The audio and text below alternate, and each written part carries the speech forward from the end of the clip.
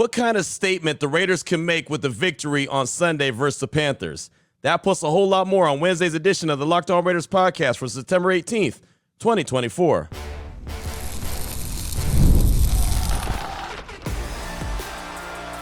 You are Locked On Raiders, your daily Las Vegas Raiders podcast. Part of the Locked On Podcast Network, your team every day. And welcome in, Raider Nation, to another edition of the Locked On Raiders podcast. Thank you so much for making this show your first listen of the day. Make sure you subscribe or follow for free on YouTube or wherever you get your podcasts to get the latest edition of the show as soon as it becomes available. And as always, if you're checking us out on YouTube, you know we appreciate that. The show continues to grow each and every day. That's because of your support and because of my man Ari, who does a fantastic job each and every day getting us up on YouTube, making sure we're looking good and sounding good. We shout him out. We appreciate him. He's on Twitter at Ari Produces. I'm on Twitter as well at your boy Q254. And of course, we got the Locked On Raider podcast voicemail line, 707-654-4693. You want to be a part of the show, that's the way to do it. Got a lot of calls, a lot of texts. We'll try to get to as many as possible. Coming up, segment number 3. Segment number 2, want to talk about the opportunity that the Raiders have on Sunday with the victory over the Carolina Panthers, a team that is not as good as the silver and black. But as we know, and we've talked about already on the podcast, how many times the Raiders have played up to their competition and also played down to their competition. But because I've heard a lot of conversation about Andy Dalton, the quarterback for the Carolina Panthers, I've heard a lot of conversation about what he brings to the table. I want to make sure to hammer home a very strong point about this team that is the Raiders. So we'll do that in segment number 2 of today's Locked On Raiders podcast. Here in segment number 1, just news and notes of the day, and we'll jump right into it after I tell you about the title sponsor of the show, which is FanDuel. Now through September 22nd, which is coming up this week, all FanDuel customers can bet $5 and get a 3-week free trial of NFL Sunday Ticket from YouTube and YouTube TV. Visit FanDuel.com to get started today. I'll tell you more about them later on in the show, but off top, here in segment number 1, just want to do news and notes, and I mentioned it on Tuesday's show that I really wanted to kind of deep dive into the offensive line and the running game, because at some point that's going to be very much needed for this Raiders team to have longevity success, right? The long-term success. Yeah, you can win a game here or win a game there without the success of the running game and the offensive line, but that's not something that's sustainable. So on Monday, Antonio Pierce, when he met with the media at the Intermountain Health Performance Center, I asked him a question about the running game and how to get it jump-started. Here's what I had to say and Antonio Pierce's response. How do you get the run game going? How do you jump-start that thing? Man, it's got to start up front. It's got to start up front. It's, it starts with, listen, I'm be honest, and coaching cliche here, but it starts with me. It starts with our coaches, our offensive line coach, our coordinator. That's poor. That's piss poor. And it's not good enough, and our players are going to hear about it here in a second. We just can't do that. It's just, under 2 yards of carry, getting knocked back, third and short, not getting it. There has to be an intent and a play style that we talked about, that we practice, that we've been preaching since day one, and it's not showing up on game day. So obviously, if it's changes that need to be made or scheme, everything's on the table. So you hear him right there talking about it starts with the big guys up front, the offensive line. That's where he's always going to, lay the blame, and not really even the blame, just they've got to do better. And we realize that this is an offensive line that is still not fully intact. Colton Miller missed all of training camp, missed all of preseason. He was rehabbing that shoulder, and you even saw multiple times when the camera panned over to the Raiders sideline on Sunday against the Ravens, you saw trainers working on his shoulder. It looked like they were just kind of massaging it, and and that could be part of the rehab process. But you clearly see Colton Miller is not 100%, but it's not just him. It's that whole offensive line is not where it needs to be, and they need to have this run game to have success offensively. 27 yards per game on the ground is not going to get it done. Cody Whitehair was the left guard to start the game on Sunday. Then all of a sudden he went to Andrews Pete. Then he went back to Cody Whitehair. At some point, JPJ will be part of the mix as well. Will it be this Sunday? Will it be next Sunday? Who knows? And then think about this. When he does become part of the mix, then all of a sudden they've got to get him comfortable with the guys around him, Andre James, Dylan Parham, Thayer Munford. And, on Monday, it was said that maybe, there could be some changes, right? AP said all bets are on, right? Everything's on the table. If they have to make some changes, they can make some changes. Maybe DJ Glaze, maybe all of a sudden he appears, on the Raiders offensive line. Not too sure. They have some options. It's not a whole lot, but no matter what they do along that offensive line, that's going to be another change. And then they're going to, I don't want to say start over, but it's basically like starting over, press and reset, trying to gel and bond as one unit, as we know the offensive line has to do. And then I did ask him as well about Colton Miller, because he's obvious through 2 games not the Colton Miller that we're used to seeing. And he's been getting, beat pretty bad through 2 games so far. And so I asked him straight up about Colton Miller and the fact that, he missed training camp and preseason, how much that could hurt him. You feel like Colton Miller is starting to round into shape after missing training camp? Is maybe that's why he's slow struggles? Yeah, I think it's tough. I don't care how many years you've been in the league. If you miss all of off-season, mini camp, training camp, and you come back week 1, here you go. You got to knock off some rust, let's be honest. And I think he's seeing that. He's doing that. He's a pro. He's understanding. He's one of our team leaders.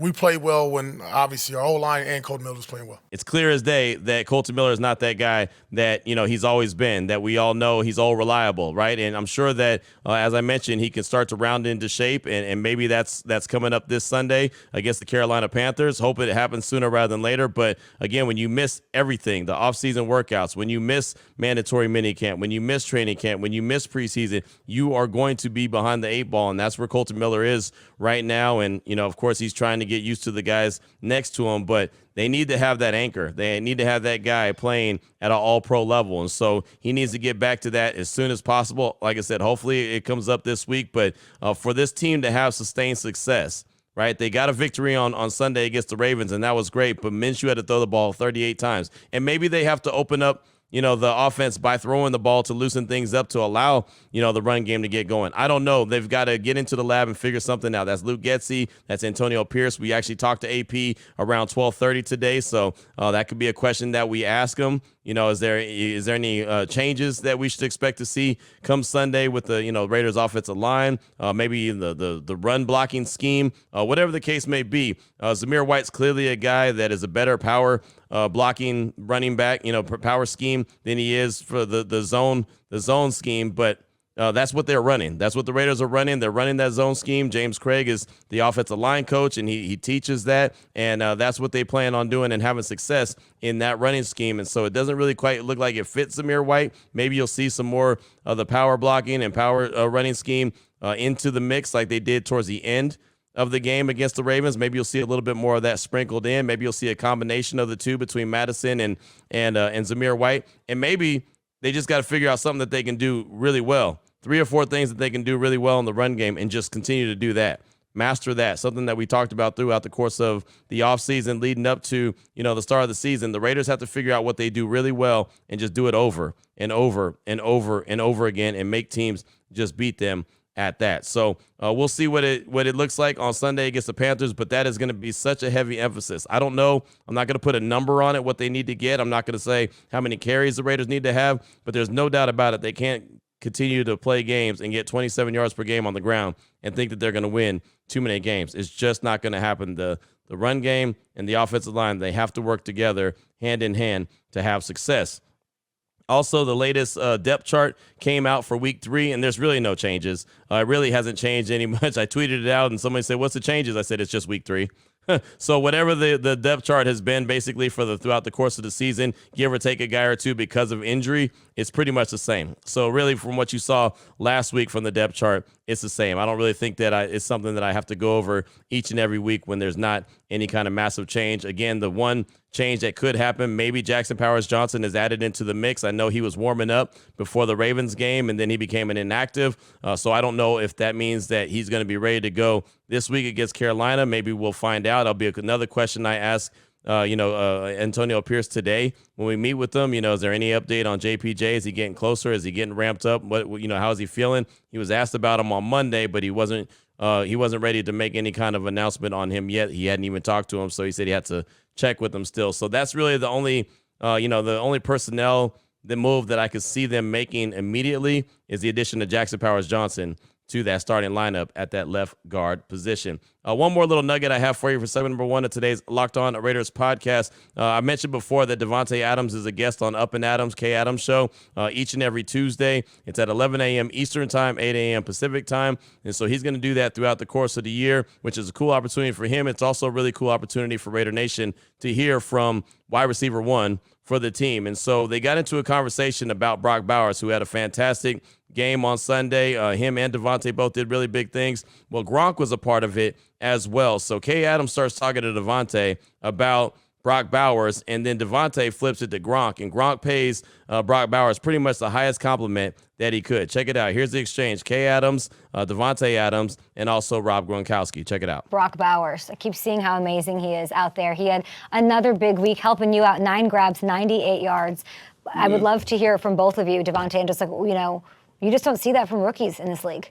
Well, I don't ever like to put any expectation on a young player, but I mean the type of kid that he is. I mean, he literally only cares about football, and he shows some promise of looking like this guy that's on the screen with us right now. Honestly, I don't want to do that to him or downplay what he's done, because he's one of the best to ever do it, and I totally mean that. But this young player is on a different level for a rookie, and I think Baltimore got a chance to feel that a little bit.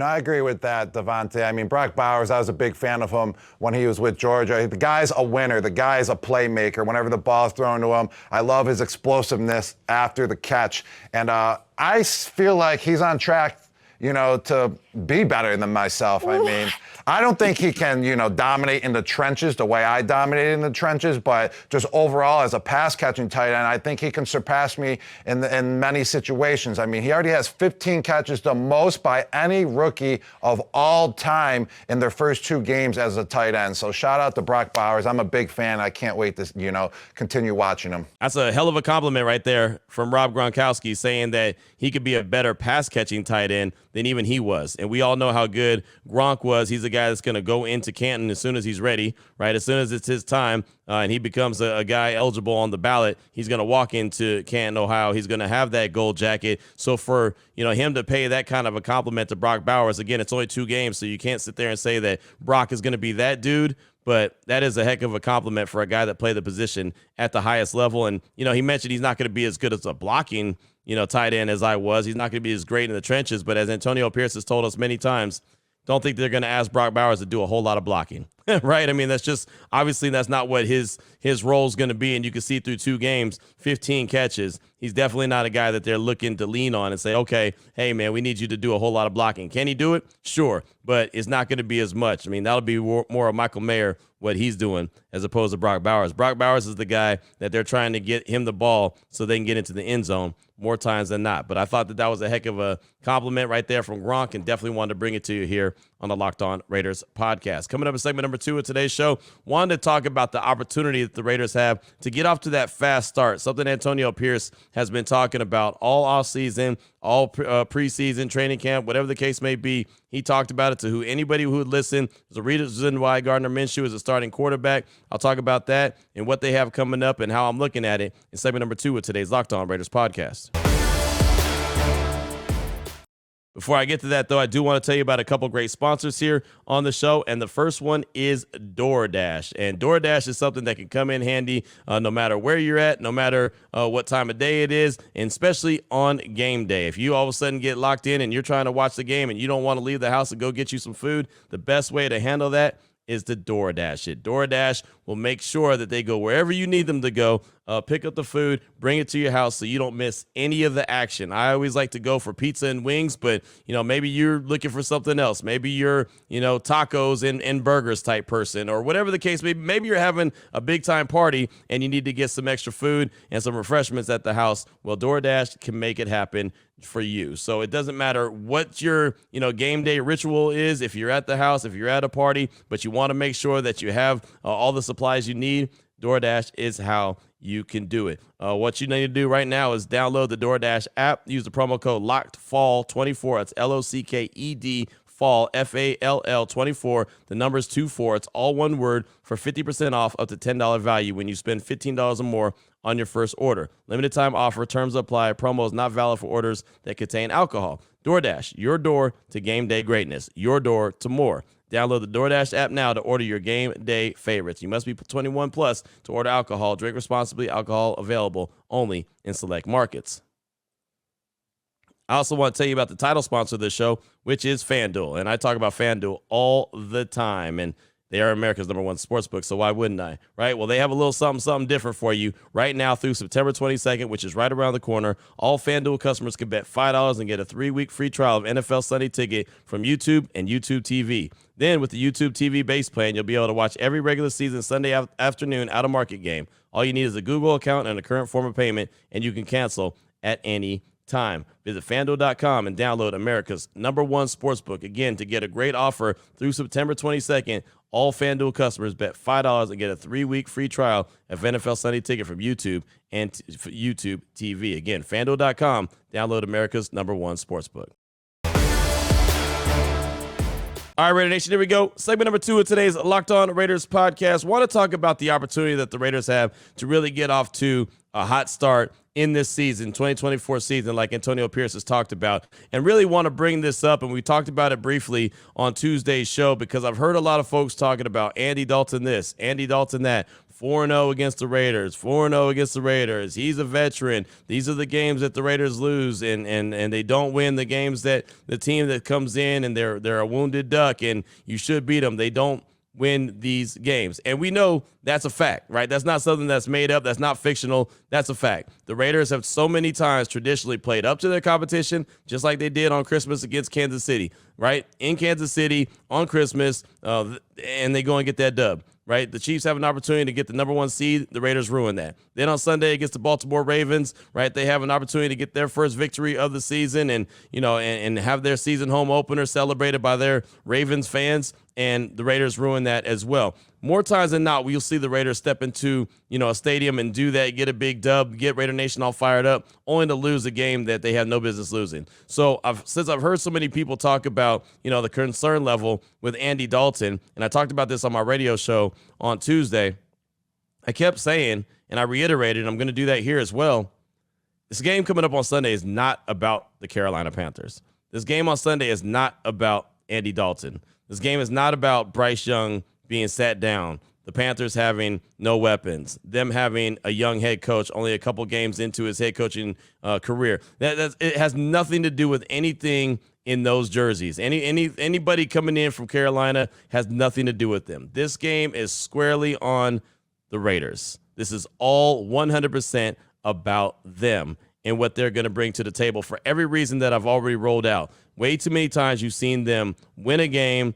big-time game. You think, okay, they're going to get on a roll, and then they stink it up, right? You can reference the Rams game when Baker Mayfield was their quarterback for about 24 minutes before he took the field, and they found a way to win. Tyson Bagent, this guy that had no business even being on an NFL field, really, in reality, for the Bears last season. They found a way to win. Jeff Saturday, right, the Colts game, when he comes out of the ESPN booth and he's all of a sudden a coach on the sideline, and they find a way to win that game. Matt Ryan, running a naked boot on the Raiders, and they giving up, 30, 40 yards to lose the game. Like, there's so many different examples, right? The Miami Dolphins, when they really stunk, Tua was stinking it up. Ryan Fitzpatrick was part of the team, and the Raiders found a way to lose that one, at the end. These type of games you just can't have. So the Raiders need to focus 100% on them and this team coming in, not as the Carolina Panthers, but as a team that's looking to take their lunch money,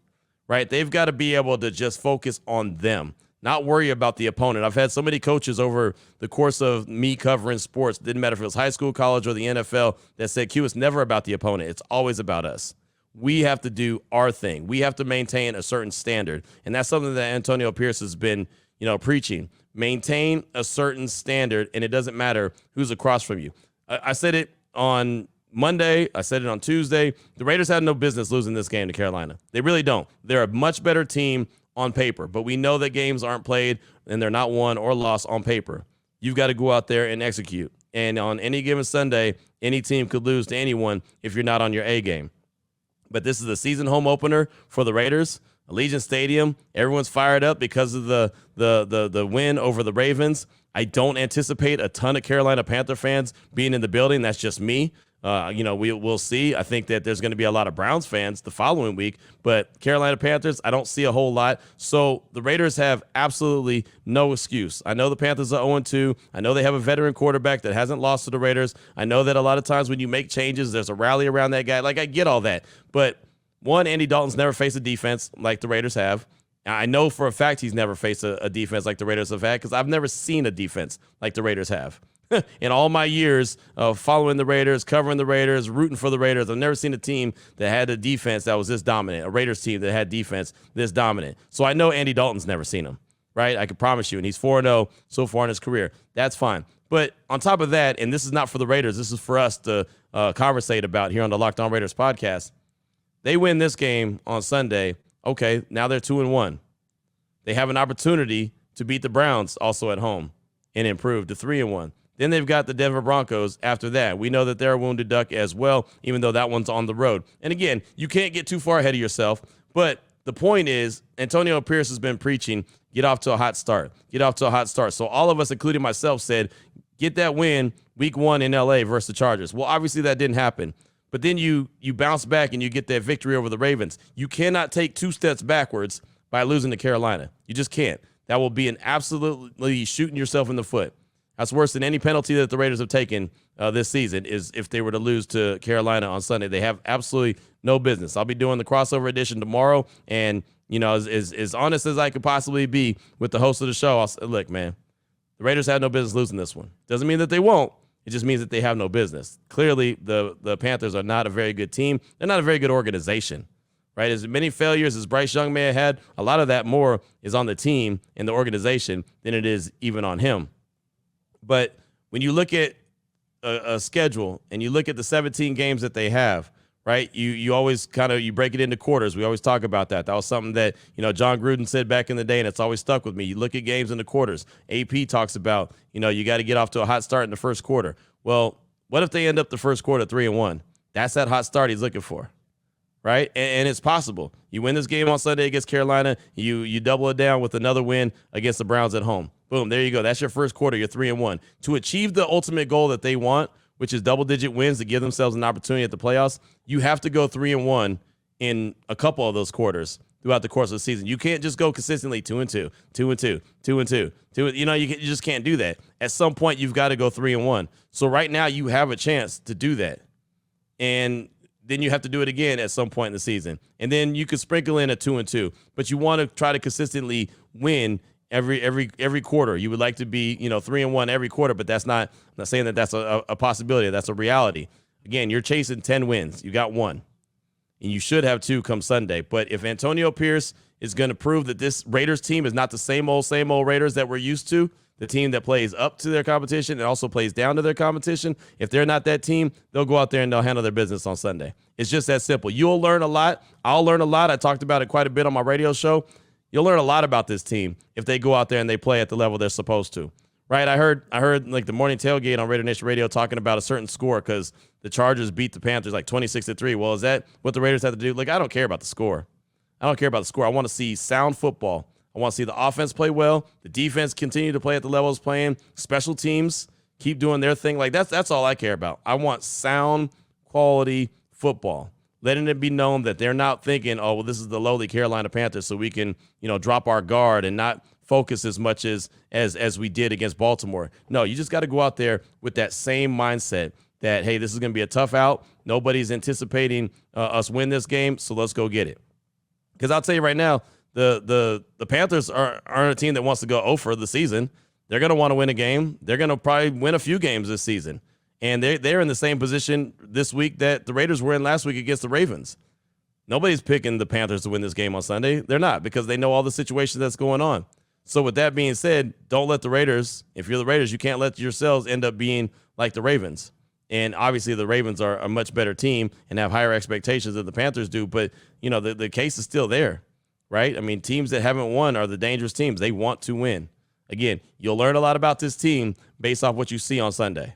You really will. And that's the standard that I think this team should be held to. It's the same thing I'll ask AP today. When we get to talk to him around 12:30, hey, how difficult is it to keep a team, on a certain level where they don't look at an opponent and say, oh, well, this opponent's not very good. Let's keep this thing high. You can't do that. The minute you start looking down at an opponent and think that they're not a big competition, that's the minute you take an L.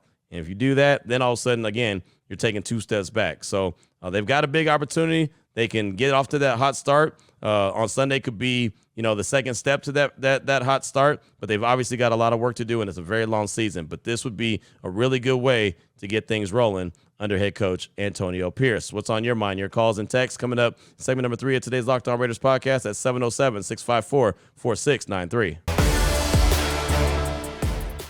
Before we get to that, though, I do want to tell you about another great sponsor here on the show, which is Gametime. And they have a new feature called Gametime Picks. It makes getting tickets for your favorite live events even easier. So if you're looking to get tickets to go to the game on Sunday at Allegiant Stadium, you can go to Gametime. Gametime Picks will filter out all the fluff to show you all the incredible deals on great seats, so you don't have to waste time searching through thousands of tickets. You don't want to have to do that at all. If you haven't been to Allegiant Stadium, you don't know the lay of the building, it's okay. Don't worry. On Gametime, they have on the app, they have a feature where you can actually see your seats. You can get a panoramic view from your seat in the app before you buy. Not to mention the lowest price guarantee. Gametime will credit you 110% of the difference if you find cheaper tickets. And your purchase is always covered with the most flexible customer service policy in the ticket industry. So you always feel pretty comfortable when you make that decision to buy through Gametime. What do you have to do? Well, just take the guesswork out of buying tickets with Gametime by downloading the Gametime app, create an account, use promo code LOCKEDONNFL for $20 off your first purchase.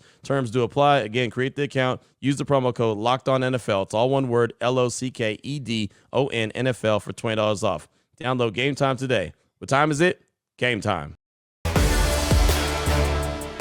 Here we go, Raider Nation. Segment number 3 of today's Locked On Raiders podcast. Your calls and text straight off that Locked On Raider podcast voicemail line, 707-654-4693. Start off with a call from Josh in Louisville. He's calling to talk about the first couple games from an armchair quarterback point of view. Here he is, Josh in Louisville. Hey, what's up, Hugh? This is Josh in Louisville. I was just kind of calling to talk about the first couple games and talk about the Carolina games.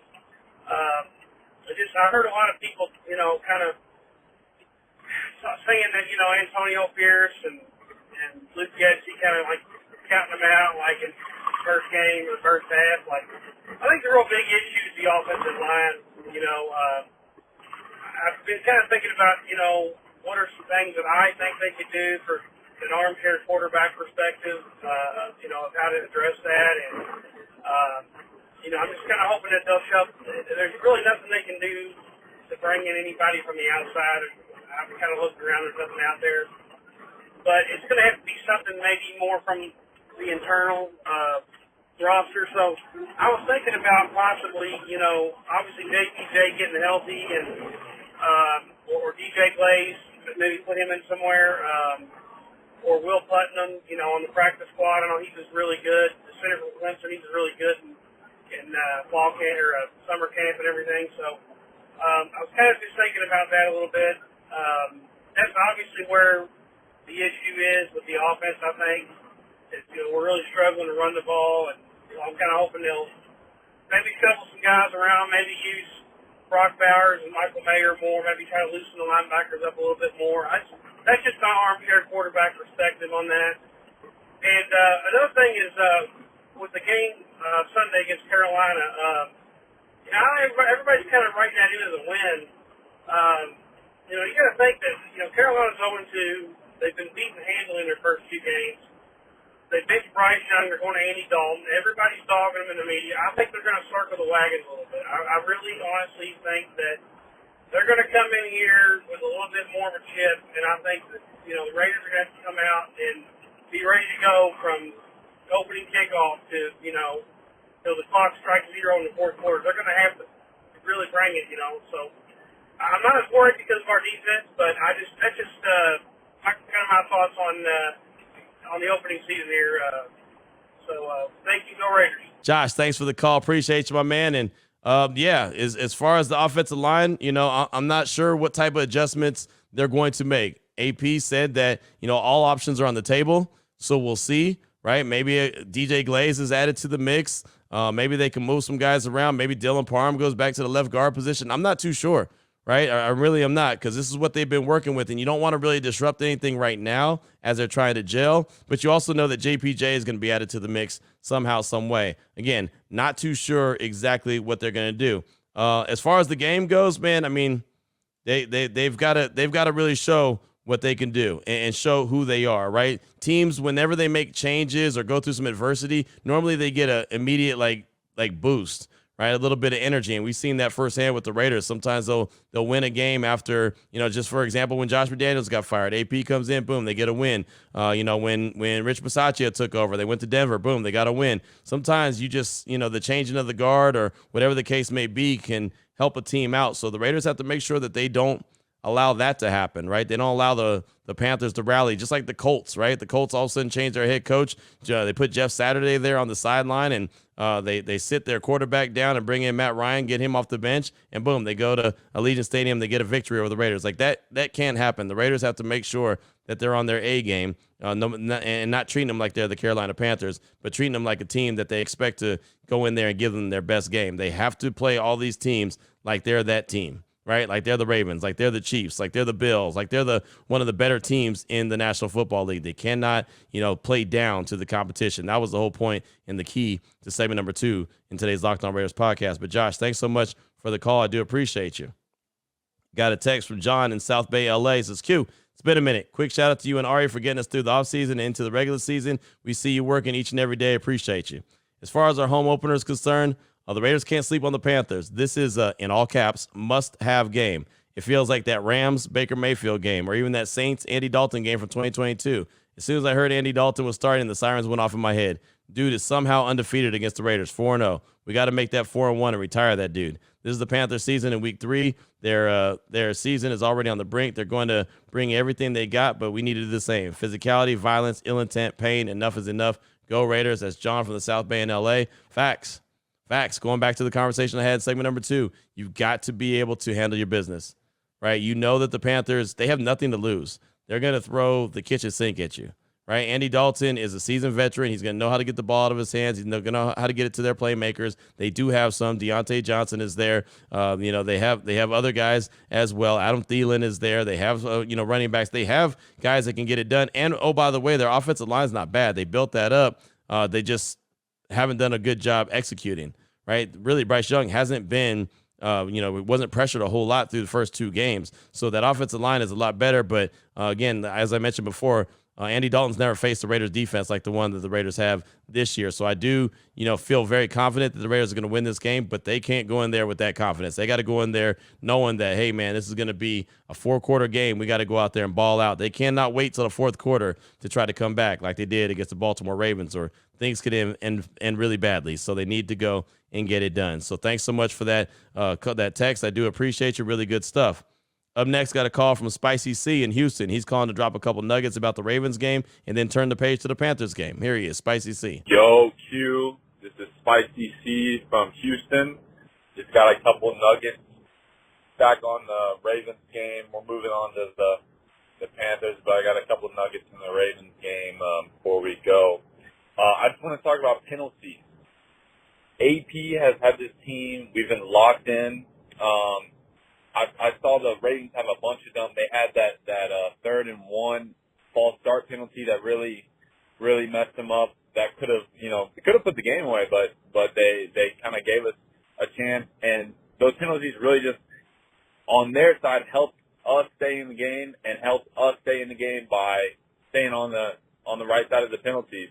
So that just shows me AP has really got this team locked in. Everyone's on the same page. The Raiders have been a really historically bad team when it comes to penalties, but, AP's got them playing the right kind of mindset of football, being tough, but, staying in the rules, staying within the strength of the game. And on the Panthers game, this is one of those games where it reminds me of the Eagles game, probably back in 2021, where the young team coming in, we're kind of on a roll. This should be like that Eagles game where we just we take the game over, and it's really no chance from the jump, which I'm pretty confident in. But you never know with this team. I had my hopes of be built up in the future just to have them crash down. So hopefully we can stay on track, not to let this game get away. Take it one week at a time. And then last thing too is cornerback depth.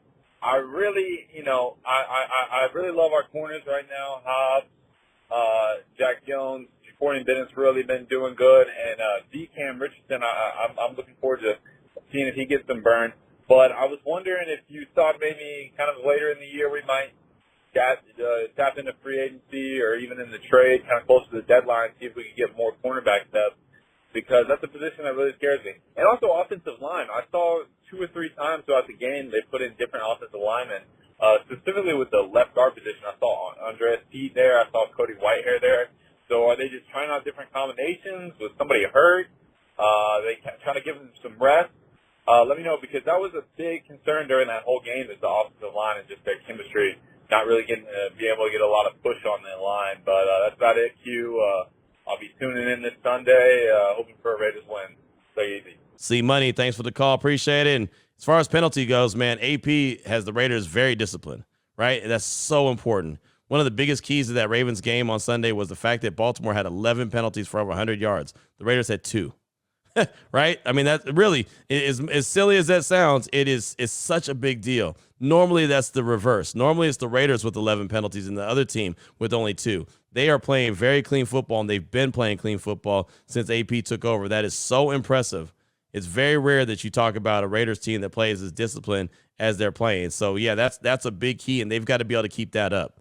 That has really bailed them out a lot of times, that they're playing clean football while other teams are not, right? The Chargers, they had a bunch of penalties week 1, and the Ravens had a bunch of penalties week 2. As far as free agency goes, like bringing in a free agent cornerback or offensive lineman, I mean, I guess they could.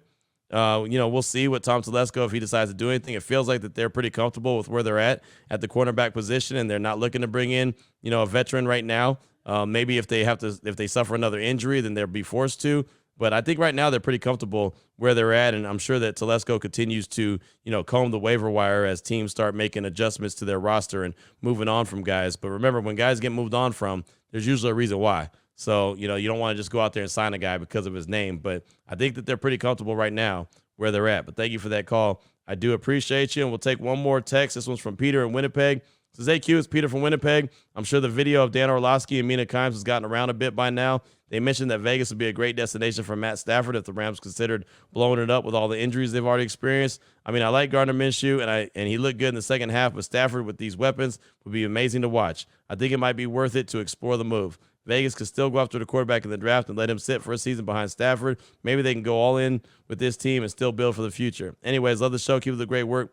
Go Raiders. That's Peter in Winnipeg. And yeah, Mina Kimes from ESPN and Dan Orlovsky, they were on the show, and they were talking about what the Rams could do with Matt Stafford. And Mina floated out the idea, maybe they trade Stafford to the Raiders, who has a really good team, obviously has a question at the quarterback position, has a really good defense, and has 2 years and $58 million still left on his deal. Maybe that could be a move that the Raiders could make to bring in a bona fide quarterback. And where I think that might make sense, I think that would make sense with a lot of teams but the Raiders. And the only reason I say that is because they're such a tight-knit bunch. They're so bonded. They're so, with each other. That trip to Costa Mesa and all that. I feel like that these guys really have Gardner's back. I feel like they have Aiden O'Connell's back. And, the thing is, Tom Telesco might make the ultimate decision and say, hey, if that guy's available, we're going to bring him in because we think that he can give and provide, quality quarterback play. I would be shocked, though. I really would. But I did hear that from Mina Kimes. Again, she was just floating that out there. But, man, it did definitely make the rounds, and a lot of people were talking about it. I didn't bring it up only because it's more of just a fun exercise on a TV show as opposed to something that's a real consideration, at least at this stage of the game. But I understand what you're thinking. I've always been a guy that's never been a huge Matt Stafford guy. I kind of always thought that Stafford and Derek Carr were kind of similar in the same boat. I know Stafford's obviously gone and won a Super Bowl and showed, his arm talent with the Rams, but I like I said, I understand the thoughts into it, and maybe Tom Telesco and and the Rams are already on the phone. Who knows? But I would be kind of shocked if that happens, only because this team is so tight knit with each other that I feel like it might mess up the chemistry a little bit in this Raiders locker room, and I don't think that's what they want to do at this stage of the game. But thanks so much for the text. I do appreciate you. Still got a call from Kenny from Patriots Country, a text from Air Raid Vic from Virginia, and more. We'll get to those. If not tomorrow, we'll get to them on Friday as we close out the week really strong. Get ready for the Panthers. We do have the crossover edition coming up tomorrow, so Locked On